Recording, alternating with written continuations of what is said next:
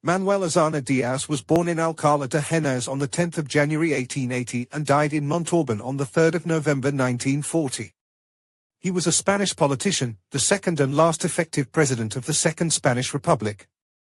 As well as being one of the most important politicians and orators in 20th-century Spanish politics, he was a remarkable journalist and writer who won the National Literature Prize in 1926. His work La Velada en Benicarlo, about the Spanish Civil War, is an interesting reflection on the 1930s in Spain. His diaries, made public only a few years ago, one of the most important documents of that historical moment. Reformist stage. Born into a wealthy family, he was orphaned as a child and studied at the Escorial monastery with Augustinian friars. He graduated in law from the University of Zaragoza in 1897. He obtained a doctorate in law from the Central University of Madrid in 1900, with a thesis entitled The Responsibility of the Multitudes. In 1914, he joined the Reformist Party led by Melquiades Alvarez and was elected secretary of the Madrid Athenaeum that same year. He stood as a parliamentary candidate for the Toledo town of Puente del Arzobispo, but was unsuccessful.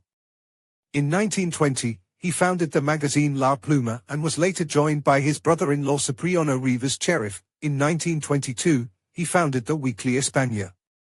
Very critical of the Primo de Rivera dictatorship, in 1924 he published an energetic manifesto against the dictator and against King Alfonso XIII, founding the Republican Action Party with José Dural the following year.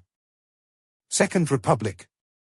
In 1930 he took part in the San Sebastian Pact, the germ of the future Republican government that would emerge from the favorable result for Republican candidates in the municipal elections of 12 April 1931 and the subsequent abandonment of the country by King Alfonso XIII. As president of the Republican Socialist Coalition government, he carried out the main reforms set out in the Republican program: reform of the army, scaling it up in line with the country's capacities and the public purse, land reform, education reform, boosting public education, autonomous status for Catalonia, etc. He also had time to premiere his drama La Corona. All these political issues, together with the social unrest in much of the country, led to many problems with the powers that be, especially the Catholic Church and part of the army, specifically the followers of General José Sanjurjo in August 1932.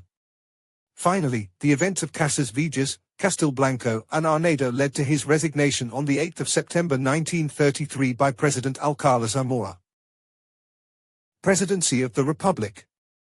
On 19 November 1933, the coalition formed by Alejandro Lerroa's Radical Republican Party and José María Gil Robles' Spanish Confederation of Autonomous Right, CIDA, triumphed, resulting in his temporary retirement from politics and his return to literary and publishing activities. From this period are the books Una Politica and En el Poder y en la Oposición, compilations of parliamentary speeches.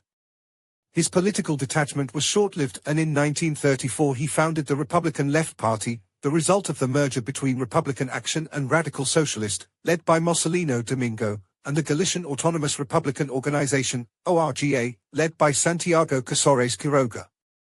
The 1934 revolution in Asturias and Barcelona served as a pretext to accuse him of instigating them, so he was imprisoned on board the destroyer Sánchez Barcástegui, anchored in Barcelona harbour. He was finally acquitted in the court proceedings, an event he recounts in his book Mi Rebelión en Barcelona, My Rebellion in Barcelona. On 16 February 1936, the coalition of left-wing parties called the Popular Front won, and Azaña was put in charge of forming a government.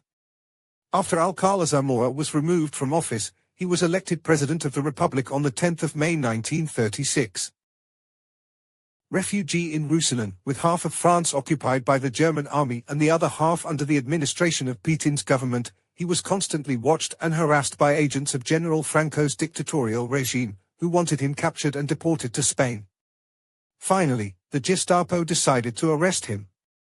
The Mexican ambassador, apparently forewarned by the Germans themselves, managed to free the president from his captors and transfer him, in a difficult ambulance journey, to Montauban, first to 34 Rue de Miquelet and then to the Hotel du Midi, where the Mexican legation used several rooms as temporary headquarters, where many Spanish exiles had taken refuge, waiting to escape from France.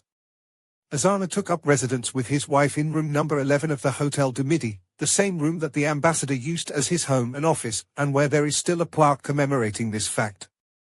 There, prematurely aged and exhausted by the hardship he had suffered, he died on the 4th of November 1940.